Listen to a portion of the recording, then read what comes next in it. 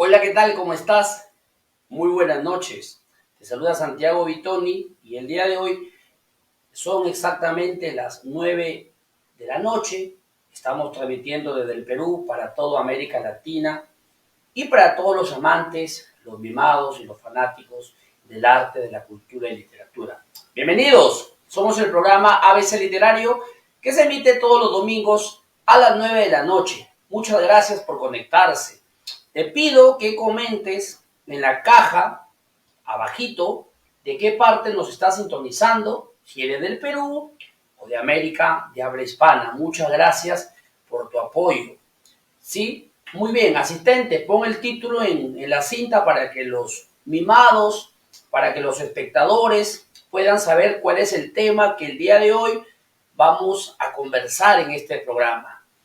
Bueno, y el tema es un temón importante, el perfil psicológico, asistente, ahí es psicológico, sin una S, en la literatura universal, los grandes asesinos y sus trastornos. Muy bien, hay muchos escritores con sus novelas y cuentos insignes. Podríamos hacer un segundo programa si ustedes lo quieren. Pero quisiera empezar este programa hablando de un ícono, de un personaje importantísimo en la literatura mundial, como es el señor, el ruso, Fyodor Mikhailovich Dostoyevsky, el padre del realismo ruso, el padre de la novela psicológica, que precisamente su mejor novela para la crítica europea es Crimen y Castigo. El crimen que cometió tuvo un castigo más fuerte que su propio crimen. Hablemos de esta novela y hablemos del perfil psicológico enfermo y trastocado de Rodia Romanovich Raskolnikov, un ex estudiante de Derecho de la Universidad de San Petersburgo en Rusia, que cometió un crimen, no fue apasionado, que cometió un crimen porque se dejó llevar o arrastrar por la súplica de una sociedad que pedía que aparezca un superhombre, que pedía que aparezca un superhéroe, un hombre extraordinariamente agresivo, justiciero, y apareció Rodia Romanovich. La historia empieza cuando Rodia estaba leyendo una carta que su madre le había enviado. Su madre se llamaba Pulqueria, cabe resaltar. En esta carta, la historia que le va a relatar Pulqueria, muy detallada, es que su hermana menor de unos 20 años aproximadamente, de fina estampa y bella figura, una muchacha inocente como Dunia o Duneshka, había sido vilipendiada o deshonrada por una familia, por unos esposos acomodados, un tal Svidrigailov, Arcadio y su mujer María Petrovna, o Marta Petrovna, según las traducciones que pueda leer. En la carta, la historia decía que Arcadio Svidrigailov la estaba acosando hasta que llegó un momento a tocarla. La esposa se da cuenta y defiende al esposo, despide a la muchachita, hermana de Rodia, llamada Dunia, y prácticamente la bofetea, la golpea. No contenta, la esposa, celosa, maníaco-depresiva, muy compulsiva, se va a la casa donde vivía la muchacha Duneshka, le cuenta la historia a Pulqueria, mamá de Dunia y de Rodia, y tocando la puerta a todas las vecinas, hace eco de la noticia falsa, de esta falacia que la muchacha Dunia era una mujerzuela que oscilaba a meterse con maridos casados o con hombres casados. De esta manera había transgredido su honor de señorita, había hecho una vejación. Esta historia no solo queda aquí. 2 días después, la muchacha viene o es visitada por la señora que la había ofendido, por la señora Petrovna, que le pide disculpa porque ya supo la verdad y el culpable era el marido. Entonces le presenta a un primo llamado Petrovich, abogado ya de cierta edad, para que se case con ella como para subsanar, para reparar o resarcir la deshonra que le habían cometido en su honor. La muchacha pondera, A pesar que no tenía sentimientos, como el hermanito mayor estaba estudiando Derecho en San Petersburgo, iba o acepta casarse con el hombre abogado para que su hermano pueda terminar la carrera y trabajar. Esta noticia, brutalmente feroz, caló en el pensamiento de nuestro personaje principal llamado Rodion Romanovich, asistente. Asistente, de paso ya puedes quitar la cinta, tienes que modular, no la pongas todo el programa. Me gusta lucirme, a mí me gusta verme completo. Esta noticia no cayó bien, no caló bien. Rodia lo primero que quería hacer es evitar, a como de lugar, que su hermanita de 20 años, Duneshka, se casara con Petrovich. Bueno, ¿qué hago? Rodia era pobre, vivía en un cuartucho en el cuarto piso, en el quinto piso, no pagaba la renta, su hermana iba a sacrificarse, contraer nupcias con un abogado acomodado para que su hermano pueda trabajar con él. Por lo tanto, una de las razones de cometer su primer crimen, de robar y asaltar, es ayudar económicamente a su mamá y a su hermanita. A partir de ahí, se va a una vieja usurera de unos 65 años promedio llamada Leovna. Usurera, le empeña un reloj y cobra menos de 2 rublos, rublo y medio, que era poco dinero, pero le cobró 1,5 rublos por empeñar su reloj. Y se percata algo importante, que la anciana vivía o paraba sola en su departamento en el tercer piso, en un edificio antiguo de madera, antiquísimo. Con el dinero que tiene Rodia se va a una taberna subterránea, pide una cerveza, ingiere esta cerveza y escucha en la mesa del costado a 2 estudiantes de la Universidad de San Petersburgo, dicho de paso la universidad más importante de la época.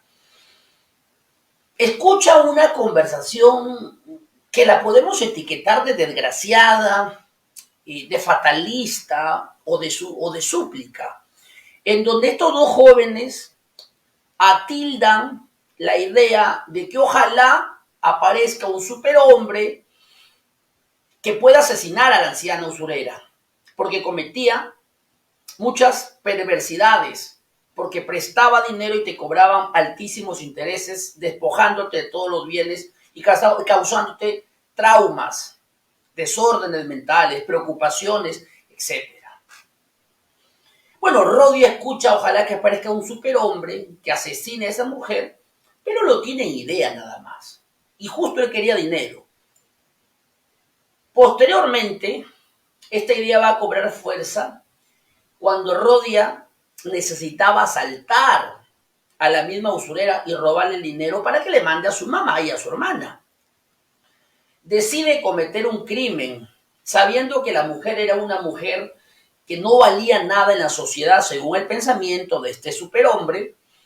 Encuentra un hacha, coge una especie de madera o palo o tronco, lo forra aparentando que era una pitillera de plata, cruza la pista, sube, nadie lo ve al tercer piso, toca la puerta y entra al departamento de la anciana usurera.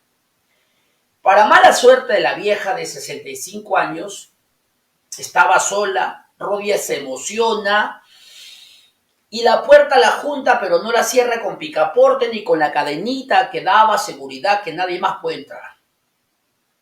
Entran al segundo cuarto, Aliona, la usurera de 65 años, toma esta pitillera, voltea su cuerpo, le da la espalda a Rodia y mientras forzaba por desatar, por desamarrar o por abrir esta supuesta pitillera de plata que no era pitillera, Rodia con la mano izquierda se baja el cierre en la parte de la espalda, saca el hacha, la pasa por la mano derecha y violentamente golpea con el hacha en la cabeza, propinándole un duro golpe que la anciana va a caer al piso, va a convulsionar y no va a morir. En vista de este golpe que le había incestado, Rodia coge el hacha que se había quedado incrustado en la cabeza, coge el hacha, levanta y le propina un segundo y tercer hachazo en la cabeza. Rodia Romanovich reventó el cráneo de la señora Aliona Ivanovna. Rodia cometió un crimen terrible: destaparle los sesos a la usurera Aliona. Seguidamente su objetivo era robarle. Llegó, avanzó, cogió debajo de la cama el maletín, con el hacha rompe el candado, coge relojes, dinero, se lo lleva. La historia así empieza en el crimen. El problema o el descuido o el único error del perfecto crimen que había cometido Rodia, como te expliqué y resalté, no puso seguridad, no puso el picaporte o la cadena en la puerta.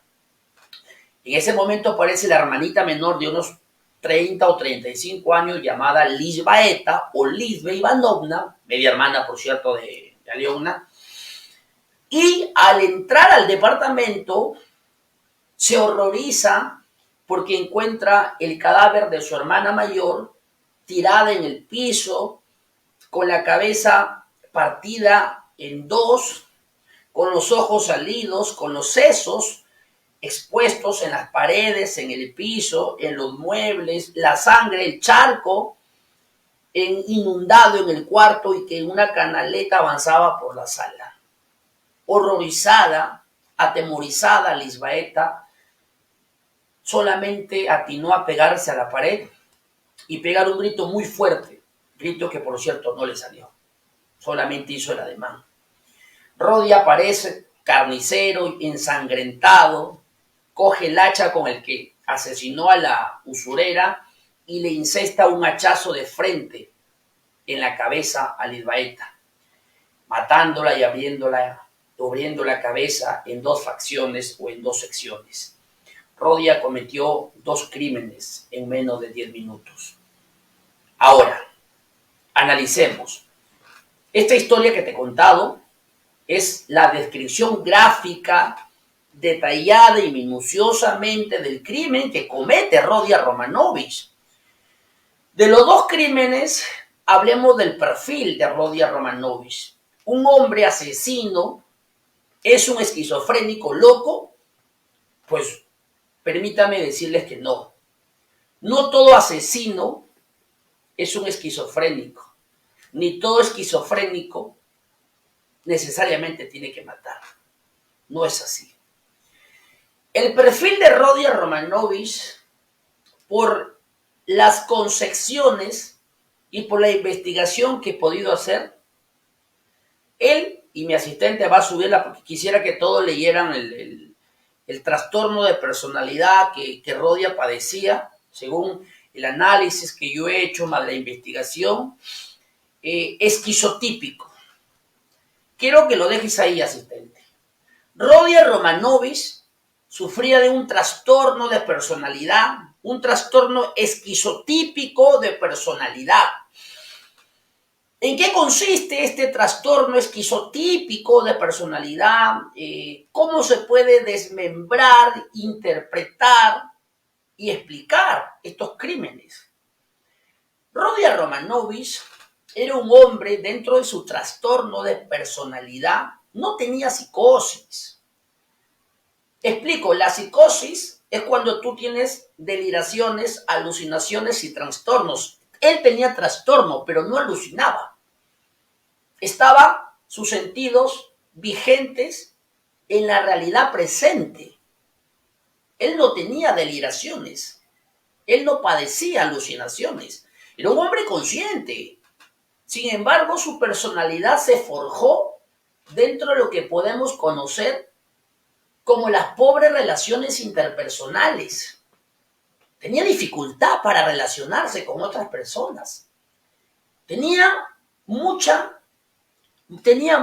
dificultad, tenía mucho recelo, no podía socializar con dos personas o con tres.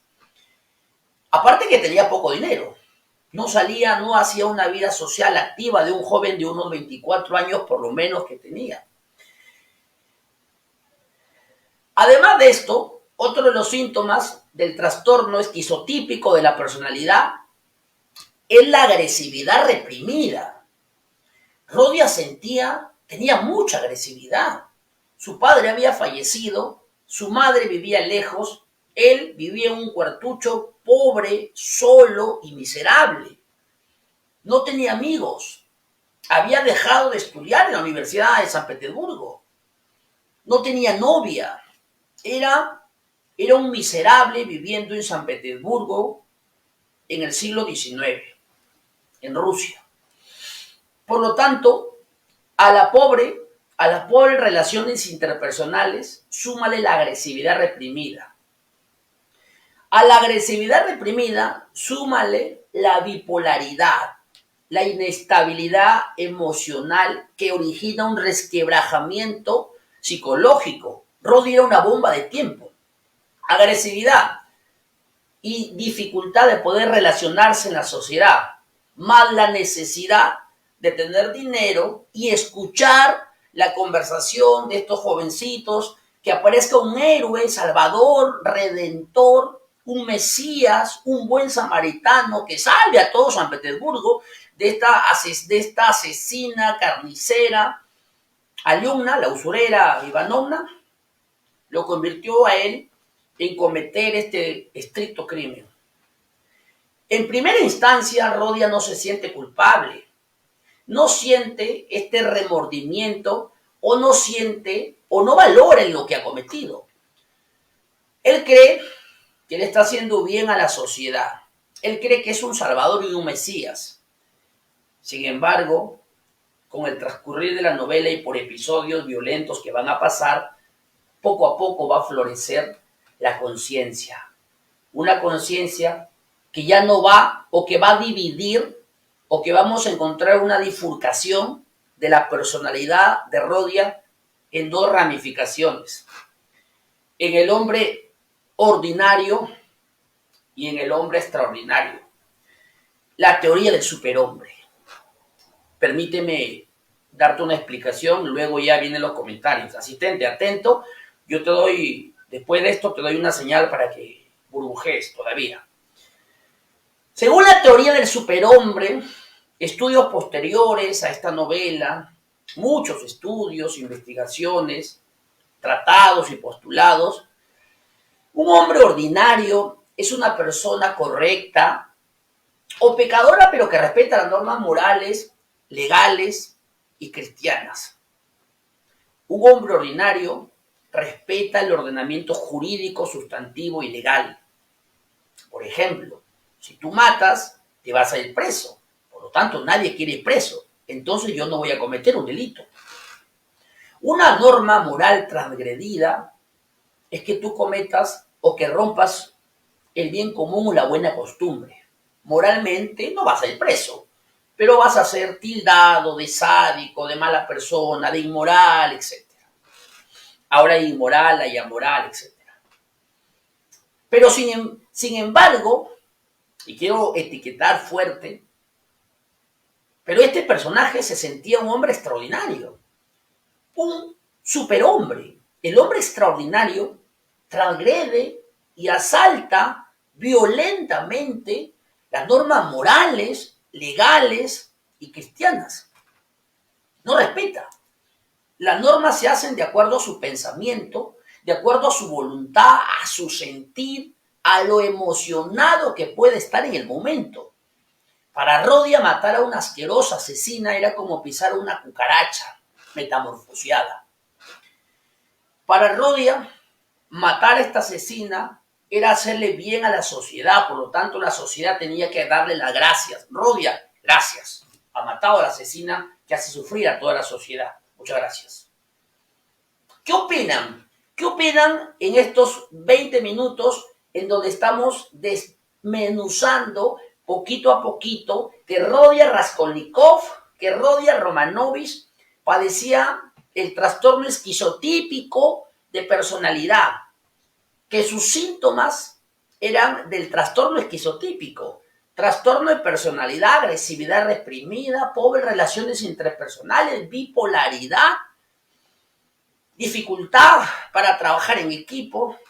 A ver, asistente, ¿habrán comentarios? A ver, saca un poquito el burbujeo y de repente hay un comentario interesante.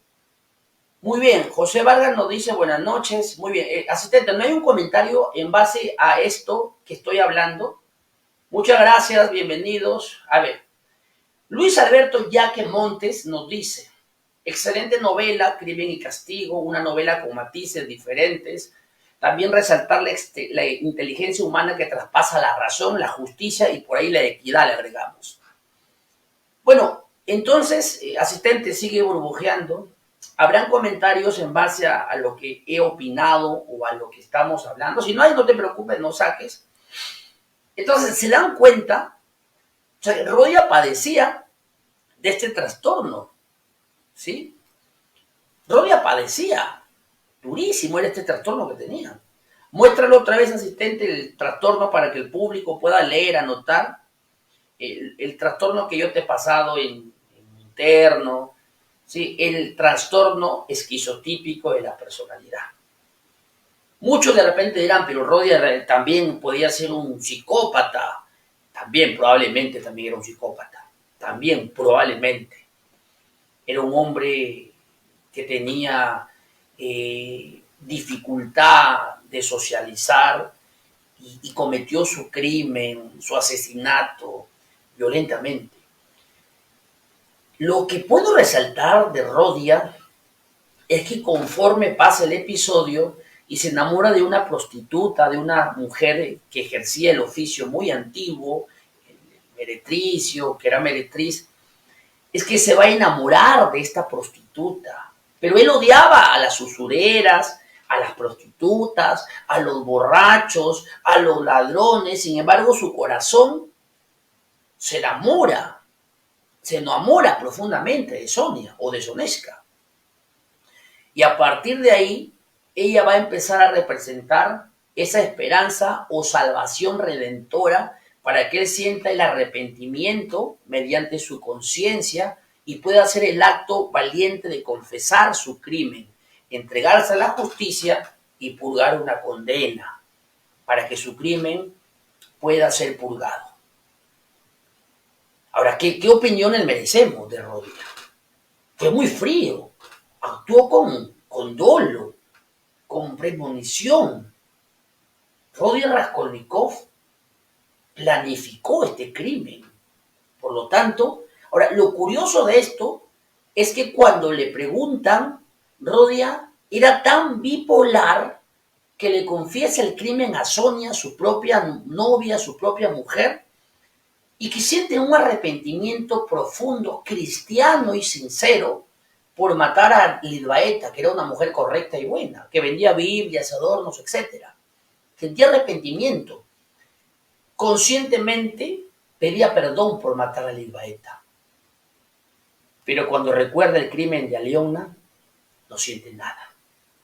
Solamente siente placer, gozo y deseo de triunfo de haber matado a esta usurera. Terrible lo que hace Rodia Romanovich. Entonces, este es el perfil psicológico, este es el trastorno que va a padecer y que aquí lo estamos explicando y detallando de Rodia Romanovich Raskolnikov. Para los que se conectan, muchas gracias. Coméntanos en la caja de qué parte nos está sintonizando y el trastorno que padece Rodia es esquizotípico de la personalidad. Ahí lo pueden buscar en Google o consultar con un psicólogo. Hemos hecho una investigación profunda para poder hablar de Rodia. Ahora, esta novela inspira en Argentina a otro escritor y ya estamos pasando al segundo volumen, estamos en 25 minutos. En Argentina encontramos a don Ernesto Sábato, uno de los grandes laureados novelistas contemporáneos argentinos, a la altura de Borges, de Cortázar, etc. Escribe una novela sensacional llamada El túnel, en donde el personaje principal es Juan Pablo Castel, un pintor muy parecido a Rodia. Podríamos hacer el puente entre Rodia y Juan Pablo. ¿Quién es más terrible? Vamos a ver. Contemos un poquito la historia de Juan Pablo Castel para que tú puedas entender en base a qué estoy analizando y estructurando. ¿Te parece? Asistente, ¿qué tal si le damos un minuto a leer los saludos mientras respiro y el público se sigue conectando? A ver, leamos los saludos. Coméntanos desde qué parte nos están sintonizando. Muchas gracias de antemano por estar aquí conectados. Nuris nos dice buenas noches desde Careté, Córdoba, Argentina. Un abrazo para ti, Nuri, hasta Argentina. Dulce María Mío Chávez, buenas noches, muchas gracias, Dulce, buenas noches, buenas noches. Navegando entre letras, Crimen y Castigo, un excelente libro, así es, confirmo. Carlos Acosta nos dice buenas noches Velázquez, un abrazo para ti, por cierto, aprobado el examen Velázquez. Silvio Olivos nos dice buenas noches docente, excelente tema, abrazos y saludos de Lima, Perú, muchas gracias, un abrazo para ti Silvia Olivos. Yubel Estefanía nos escribe y dice, convencido de que los fines humanitarios justifican la maldad. ¡Wow! Interesante comentario, asistente, el de la señorita Yubel. ¿Tú crees que puedes dejarlo en colgado como para ver si puedo responder? Está interesante este comentario. Si lo plasmas, Yubel nos dice, convencida. Él, convencido, Rodia, ¿verdad? Claro, si es convencido, Rodia. Rodia estaba convencido de que los fines humanitarios justifican la maldad. ¡Wow! Lo que pasa, Yubel, es que Rodia se siente el héroe y salvador de una sociedad que venía siendo aterrorizada o ajustada por Aliogna, que te prestaba dinero y luego te cobraba y te causaba pues sufrimiento, etcétera. Por lo tanto, para Rodia era un fin común y justo dentro de la sociedad poder limpiar personajes como la usurera. Por eso es que la mató y no sintió remordimiento. O sea, en ese aspecto, Rodia se siente un héroe, un hombre justiciero. Se siente una especie ¿qué puedo decirte? No de un villano, sino de un salvador para San Petersburgo. Entonces me parece que es correcto tu apreciación. Muchas gracias, Yubel. Asistente, los últimos comentarios, saluditos, mientras paso ya a hablar de Juan Pablo Castel. A ver, asistente, vamos a darle lectura pues a algunos de los comentarios que nos están escribiendo. Jesús Chapaya Mamani nos dice, hola, profesor, buenas noches de Lima. Muy bien, sigamos, un saludo Jesús Chapaya. Saludos, maestro de Chiclayo. Jordan Galvez, un abrazo, Jordan Galvez, Chiclayo, la ciudad de la amistad, la ciudad más bonita del Perú, dicho de paso. José Nieto nos dice, de Santiago del Estero, Argentinas. Muchas gracias, José. En Argentina son exactamente las 11:30 de la noche. Saludos a Argentina. Norma de Corleto, gracias por compartir esos comentarios que aclaran espacios literarios que han quedado. Muchas gracias, Norma. ¿De qué parte nos saludas? ¿De qué parte de América nos están sintonizando? Esmeralda Ocheren, no sé pronunciarlo, Esmeralda Ocher. Esmeralda Hernández desde Guatemala, buenísima novela. Saludo para los hermanos de Guatemala. Quiero aclarar, Norma Esmeralda, que el país que más nos sigue es Guatemala. Un saludo para nuestros hermanos de Guatemala. El país que más seguidores tenemos después de Perú es Guatemala. Muchísimas gracias. Un abrazo para los hermanos guatemaltecos. María Isabel nos dice, asistente, ¿tú crees que puedes poner tranquilo los comentarios para darle lectura? Y al ritmo que yo voy terminando de leer, tú vas cambiando para que no me haga dificultoso. María Isabel nos dice, buenas noches, maestro, desde Medio Mundo. Saludo, María Isabel, muchas gracias por sintonizar. Los últimos comentarios, asistente, porque ya quiero hablar de Juan Pablo Castel.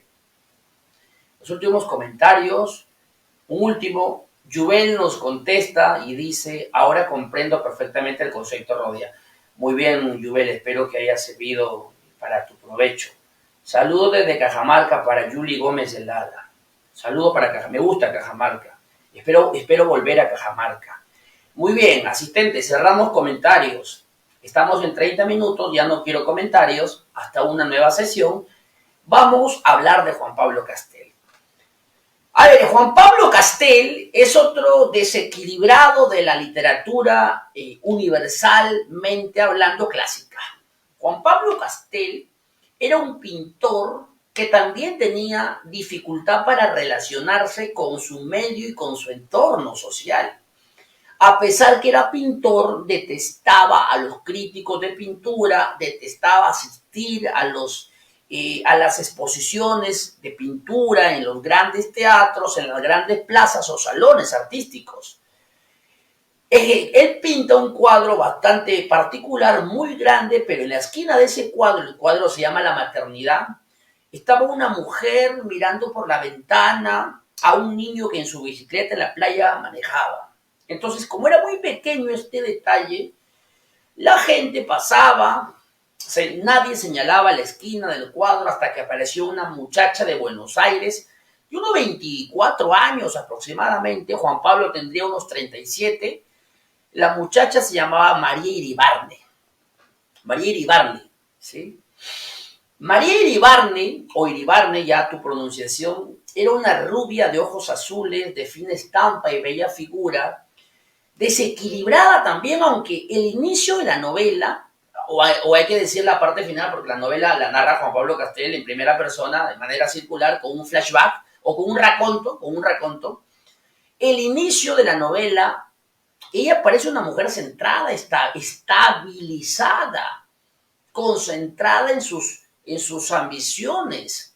Sin embargo, Juan Pablo Castel, que es una narración subjetiva, poco a poco nos muestra la parte más trastocada de la mujer a quien él amó.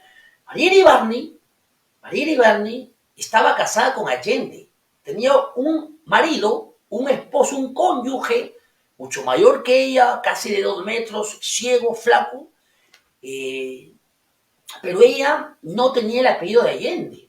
Ella seguía usando el apellido de soltera, confundiendo a los posibles amantes. Juan Pablo Castel,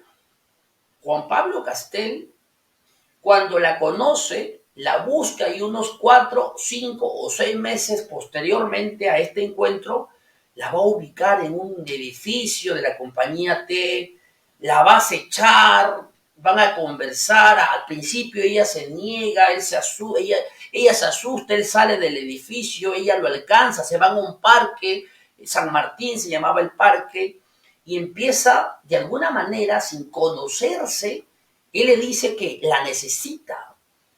Ella le pregunta, ¿para qué me necesitas? No lo sé, solo sé que te necesito. Y ella le contesta una frase muy popular en las mujeres: tengo miedo porque a todo el hombre que yo me acerco le hago daño. Entonces los dos personajes están desequilibrados. ¿Quién es más trastornado, Juan Pablo o María? No lo sé, no lo sé. Pero sí sé que Juan Pablo es asesino y ella no es asesina, ella es la víctima, porque la mató. ¿Quieres saber por qué la mató? ¿Quieres saber? Permíteme respirar. Permíteme respirar. ¿Sí? Mientras tanto sigue comentando, luego leeremos los postales que nos dejas, sigue comentando, aportando. Juan Pablo Castel creía que María era soltera, que era una señorita, muchachita de unos 24 añitos, de fina estampa. María Iribarne gustaba hacer viajes a la hacienda, que estaba a unas 4 o 5 horas de Buenos Aires. En la hacienda estaba un primo llamado Hunter. Juan Pablo recibe una carta de María y se va a verla a su casa. En la calle Las Posadas sube al segundo piso y conoce al marido de María. Violentamente se enteró que María Iribarne no era una mujer soltera, que era una mujer casada. Y que como gratitud, se iba a quedar hasta los últimos días de Allende, el esposo mucho mayor que ella. Pero la pasión de Juan Pablo Castel le va a ganar. María viene de viaje, se va al taller y al cuarto donde vive Juan Pablo, y 2 personas adultas en una habitación destapan un vino, beben, brindan, se entregan el uno al otro. Juan Pablo la lleva, la sube al infierno, la baja al paraíso. Tienen intimidad los dos, la lujuria se apodera, los pensamientos psicalípticos, rijosos, libidinosos, lúbricos, lascivos, etc. Los amantes se entregan el uno al otro, contentos. No hay ningún problema ahí. Moralmente la mujer era una mujer pública, moralmente ella tiene esposo, juzguémosla moralmente, legalmente no hay nada. Juan Pablo también es un inmoral, sabiendo que ella está casada, acepta ser su amante. La situación difícil es que Juan Pablo se enamora de María, y enamorarse de una mujer casada es terrible, terrible porque nunca va a ser tuya, tiene un esposo legalmente demostrado por la sociedad porque han firmado el documento, el contrato del matrimonio. ¿Qué sucede? Bueno, en este instante, María empieza a cancelarle algunas citas a Juan Pablo porque frecuentemente y religiosamente asiste a la hacienda donde supuestamente estaba el primo Hunter, que nunca en la novela se puede demostrar que era su tercer amante, pero que Juan Pablo, por los celos que padecía y por cada día que la trataba María, y María era la típica mujer que aguantaba maltrato, que no sé si le gustaba, pero que no podía alejarse de Juan Pablo, y Juan Pablo ya estaba profundamente enredado con ella. Fue una relación de lo que los psicólogos se puede llamar tóxica, una relación bastante quebradiza, una relación con problemas, con muchos problemas. Juan Pablo, que era un celoso, compulsivo y agresivo, dominador, narcisista, egocéntrico, fachendoso, le había dicho, si tú me dejas, yo me mato. Directo. Frase popular. María, si tú me dejas, yo me mato. Ya no, yo me mato. De alguna manera estaba chantajeada, pero María no hacía nada para dejarlo. En uno de los tantos encuentros extramatrimoniales, lujuriosamente hablando, Juan Pablo le hace una pregunta terrible que le puedes hacer a una mujer. Juan Pablo sabía que ella estaba casada y le dice, ¿tú haces el amor con tu esposo? María solamente atina a agachar la cabeza, violentamente con su mano le levanta la cabeza y le vuelve a recriminar, ¿haces el amor con tu marido? Y él le contesta que sí. Y él le va a decir, entonces si lo quieres. No le contesta ella, solamente le agradezco. Y Juan Pablo la termina la frase diciendo, entonces tú te acuestas con cualquier hombre como síntoma de agradecimiento. Ella llora. Y cuando ella está llorando, frágil, sensible, delicada, triste, meditabunda, él la insulta, le alza la voz y le dice que es una mujerzuela, que era un insulto terrible en la época, estoy hablando del siglo pasado, que es una mujer pública, que es una mujerzuela, que no vale nada, que se vista y que se marche porque no vale nada como persona, que no vale nada como mujer. Terrible. Ahora, María, entre lágrimas, depresiva, triste, desconsolada, se pone su vestido, sus tacos, su cartera, se peina, se levanta, empieza a caminar y Juan Pablo la toma de la cintura. Llora Juan Pablo, le pide perdón, le dice que lo perdone, le dice que no lo va a volver a hacer, que la ama, que la necesita, que sin ella su vida no tiene sentido. Tanto llora que cae en el círculo vicioso ambos. Vuelven a acostarse, a practicar el acto sexual, vuelven a pelear, la vuelve a insultar, le pide perdón, ella le cree, se abrazan, se insultan, lloran, se besan. Terrible, terrible. No podía salir el uno del otro. María también estaba enferma. Asistente, en 39 minutos podrías, público, mimados, hasta el momento, ¿qué opinan de la novela El túnel que estoy descifrándola para luego darte el análisis? ¿Qué opinan? Coméntame si me están sintonizando. Sí, asistente, vamos 39 minutitos, hay nuevos comentarios. Jesús Chapaya nos dice novela obligatoria para estudiantes de Derecho. Muchas gracias. A otros comentarios, si es que no hay normal asistente, ya no lo saca, yo sigo avanzando, porque me queda corto el programa. Bueno, me parece que no hay comentarios, ¿sí? Ya, asistente, un poquito más rápido los comentarios, quítalo ya el comentario. Muy bien, asistente, ya.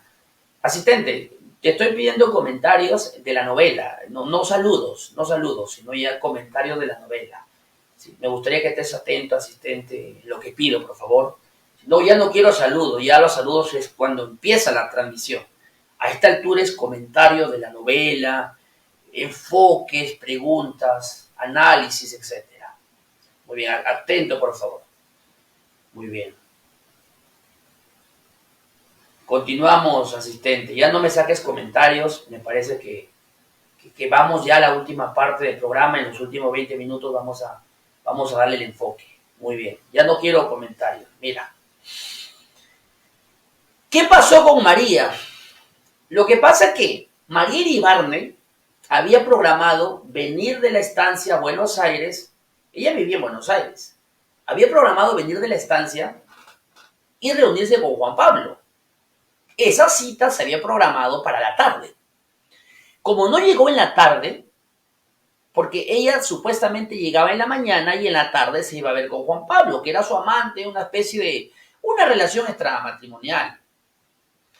Como no llegó en la tarde, Juan Pablo Castel llama a la casa y la sirvienta o la mucama le contesta que María se ha vuelto a regresar a la estancia, que llegó en la mañana, que el primo le llamó que estaba enfermo y regresó. Eso fue lo que colmó la paciencia de Juan Pablo Castel. Hasta aquí llegó, dijo Juan Pablo Castel. Cogió un cuchillo de cocina bastante grande, lo guardó, alquiló un auto polarizado, negro, condujo las 5 horas hasta Buenos Aires, de Buenos Aires a la estancia. Cuando llegó estaba lloviendo y encuentra fuera de la casa de la estancia, que por cierto él le había ido antes de así conocía, a María Iribarne paseando en el jardín con el propio Hunter, que era el primo, cogido del brazo. Entran a la casa y prenden la luz de un solo cuarto. ¿Tú te imaginas en ese instante lo emocionado que estaba Juan Pablo Castel? ¿Tú te imaginas en ese momento lo emocionado, lo desequilibrado, ¿sí? Que él, ¿qué se imaginaba? Que su mujer, porque Juan Pablo, que era un narcisista y posesivo, sabía que María, a pesar que estaba casada legalmente, era su mujer, era suya. Se emociona, tiembla, se prende el otro foco del cuarto y sabe que están en cuartos separados. Entra a la casa, se trepa por el techo, baja y abre la puerta. ¿Y abre la puerta de quién? Del cuarto de María Iribarne. Una vez que abrió el cuarto de María Iribarne, la encuentra sola. María estaba sola, con su batita de dormir. Ella lo ve a Juan Pablo y no reacciona de cómo reaccionara una mujer enamorada, que lo abraza, que se siente feliz, atiborrada de alegría. No. Se pone nerviosa. Se acerca, lo abraza para que no pueda utilizar sus manos este señor y no la pueda ahorcar, pero él violentamente la empuja en la cama, ella cae en la cama, se acerca, la abraza, le da un beso en la frente y ella, triste, con la voz entrecortada y el corazón emocionado a mil, le pregunta: ¿a qué has venido? Él replica y le contesta: a matarte. ¿A qué ha venido? A matarte. Coge su cuchillo, que lo tenía bien guardado, y le clava una puñalada en el vientre, una sola. María bota sangre por la boca, empieza la hemorragia. Juan Pablo se pone de frente y con el mismo cuchillo le perfora una, dos, muchas veces más. María fue perforado el vientre y el pecho. Murió terriblemente. Así fue como Juan Pablo la mató. Ahora, luego se entrega a las autoridades, él mismo se entregó, le avisó al marido de María, se fue a la policía y te cuenta la historia desde el manicomio. Se acabó la historia, se acabó. Ahora te pregunto, mi amado, ¿qué trastorno padecía? Para mí, Juan Pablo Castel tampoco tenía esquizofrenia. La esquizofrenia es cuando tú tienes deliraciones y alucinaciones y te desconectas del mundo real. Cuando tú vives fantasías creyendo que es tu mundo, cuando estás desconectado del mundo real. Juan Pablo estaba conectado. Juan Pablo era un narcisista egocéntrico, pero estaba totalmente cuerdo que ella era María y que la quería y que la mató por celos compulsivos, por agresividad, por desconfianza. era un agresor violento, era una bomba de tiempo. Juan Pablo es un psicópata. Un psicópata, dentro de sus características para reconocer a un psicópata, es una persona que para sola. Un psicópata para solo. No se vincula con 2 o 3 personas. Siempre busca ser el centro de todo. Siempre busca imponer su personalidad. Siempre lo hace con agresividad. Siempre quiere tener la razón porque es un narcisista. Es un tipo que tiene muy poco control emocional. No se controla, se altera, grita para imponer. Constantemente anda queriendo hacer su voluntad. No tiene sensibilidad por el entorno social. No le importa el sufrimiento de las personas diferentes. Un psicópata parecido a un sociópata, pero hay un umbral entre ambos, son terribles los dos. El psicópata y el sociópata son terribles. El psicópata tiene dificultades para vincularse con la sociedad. El sociópata odia a la sociedad. Los dos son asesinos. ¿Quién es más peligroso? No podemos medir. Ambos son terribles. Ambos son asesinos crueles. Ambos detestan a la humanidad. Ambos tienen problemas para socializar, para tener una reinsertación social. Ambos son muy malos. Y ambos son asesinos. Entonces, Juan Pablo Castel era un psicópata. Demostrado, los estudios clínicos, los análisis posteriores a la publicación pueden dar o pueden arrojar el enfoque del estudio como un psicópata. Era un psicópata, a pesar que no tuvo más víctimas, porque él mismo se entregó, la mató con crueldad. ¿Por qué la mató María? Porque él supuestamente estaba seguro que ella le era infiel. Pero espérate, no se entiende. Pero si Juan Pablo Castel era el amante, si María se acostaba con su esposo, y él sabía que María se acostaba con otro hombre. Sí, pero supuestamente como era un hombre viejo y ciego no era competencia, el ego. En cambio, como Hunter era casi de su edad más joven, chocaron los egos. Un narcisista, un egocéntrico, no puede tolerar tener competencia porque quiere imponerse, porque socialmente es el mejor, porque es el centro de todo. Por eso no toleró que ella, que su María, esté con un nuevo hombre que no sea el ciego viejo, su marido. Y la mató. La mató. Terrible. Juan Pablo Castel es un enfermo. Juan Pablo Castel es un animal. Permíteme leer algunos de los comentarios yo también. Justo ya estoy con el teléfono aquí. Sí, muchas gracias. ¿Qué opinan? Muchas gracias a los que están conectados. ¿Qué opinan de esta versión que te estoy dando? Para ustedes, el psicópata Juan Pablo Castel y el trastocado Rodion Raskolnikov, terribles villanos. Mira el perfil que te he mostrado en este programa, hoy, a veces literario. Te pido que si te gustan estos programas totalmente gratis, nos apoyes, de alguna manera compartas la transmisión. Este programa es producido por nosotros. Tengo 2 asistentes. Asistente, de alguna manera, si quieres hacer un yape significativo para mi asistente, pues sirve pues para manejar algunas cosas.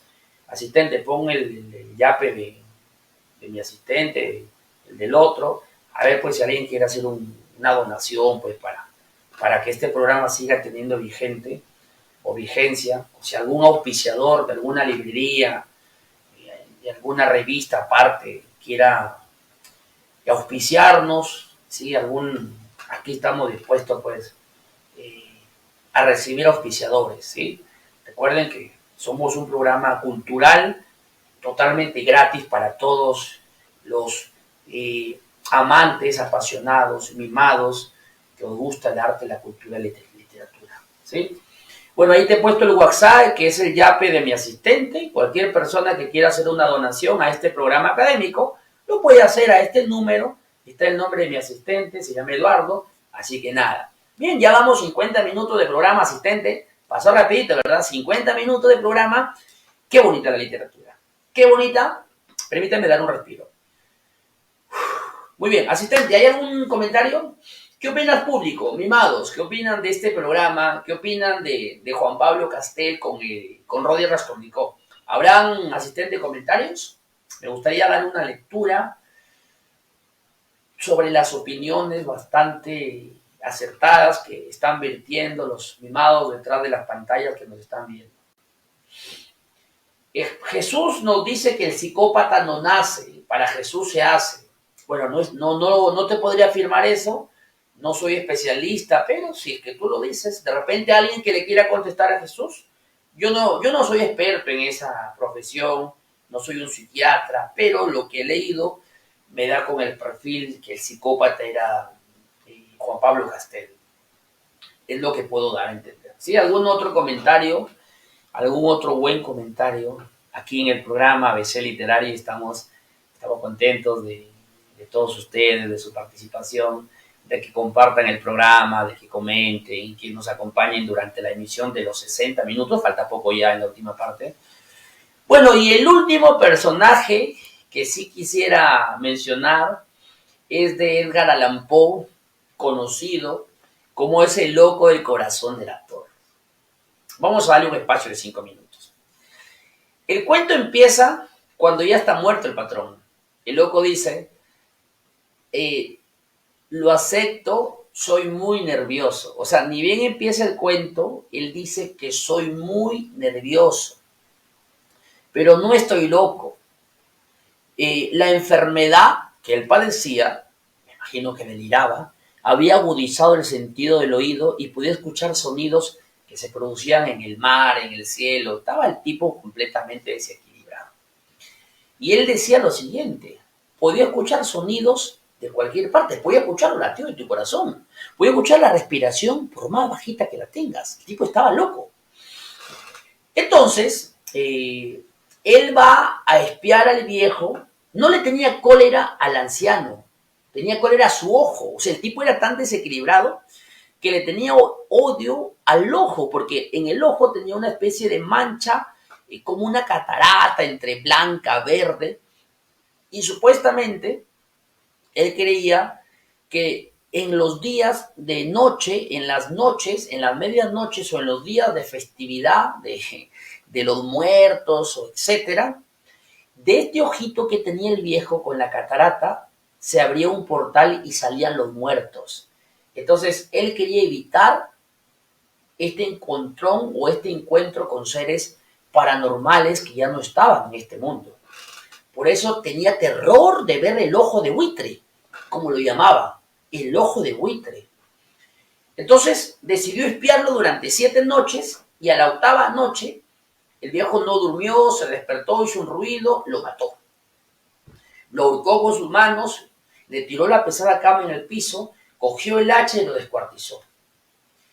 Ahora, esta conducta que se puede entender como una respuesta a un patrón estimulante, que es el ojo de buitre, que lo alteraba, lo desequilibraba y lo hacía alucinar, se puede permitir darle la etiqueta que el tipo sí es psicótico.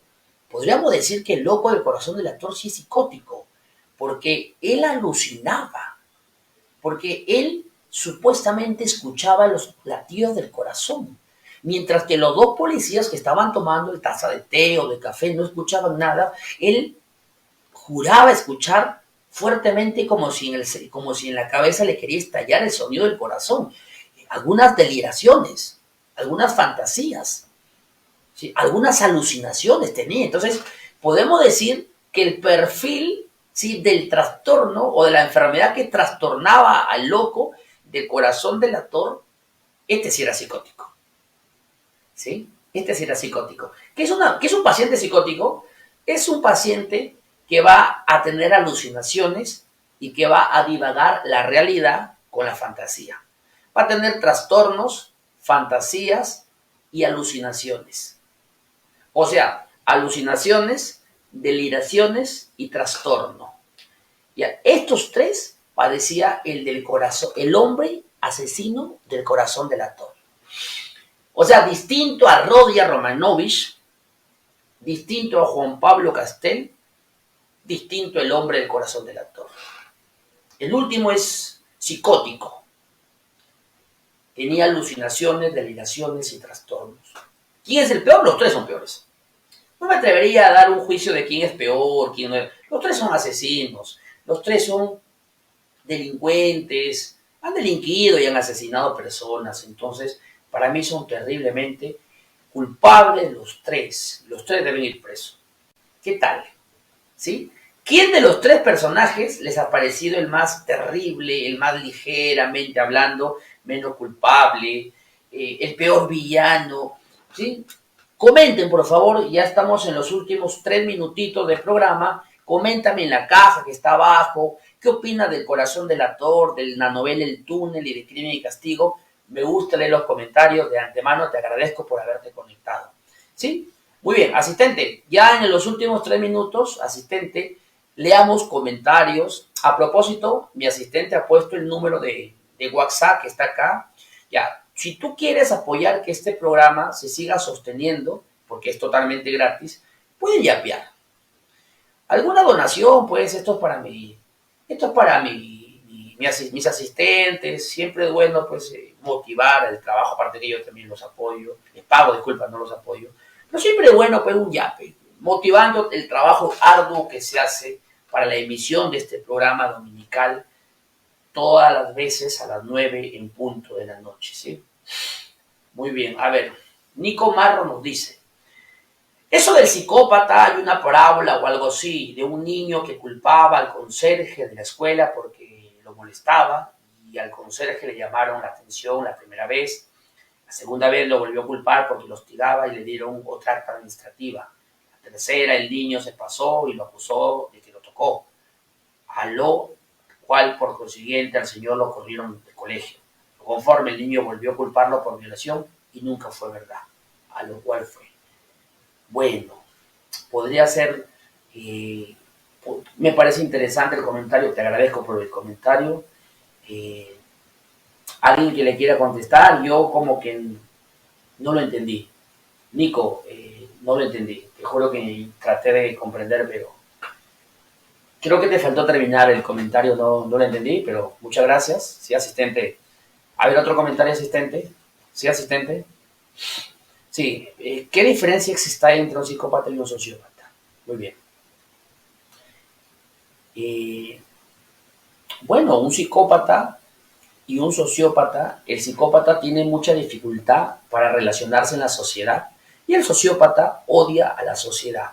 Los dos son agresivos, egocéntricos, impulsivos, bipolares, etc. Pero el sociópata goza con el sufrimiento de la víctima, odia al bien común y a la sociedad. El psicópata tiene dificultad, pero cuando tiene que matar y se ve afectado, también lo va a hacer. O sea, ambos son peligrosos, ambos son terriblemente asesinos. Muy bien, muy bien. En el último minuto, asistente, ya estamos a 60 segundos, producción. Primado, producción me dice que estamos a 50 segundos de terminar este programa. De todas maneras, lo he disfrutado. Te prometo algo. Te prometo invitar a una psicóloga que ya ha salido con nosotros. Voy a hacer lo posible porque vuelva para que se haga una segunda parte de este programa bastante importante e interesante, ¿sí? Muchísimas gracias. Algunos comentarios para despedirnos. ¿De qué parte nos están escribiendo? ¿Nos están viendo? Ya estamos en el último tramo del programa. Muchísimas gracias. Soy Santiago Vitoni y conmigo será hasta el próximo domingo, si Dios así lo quiere. Cuídate y que tengas muy buenas noches. Saludos.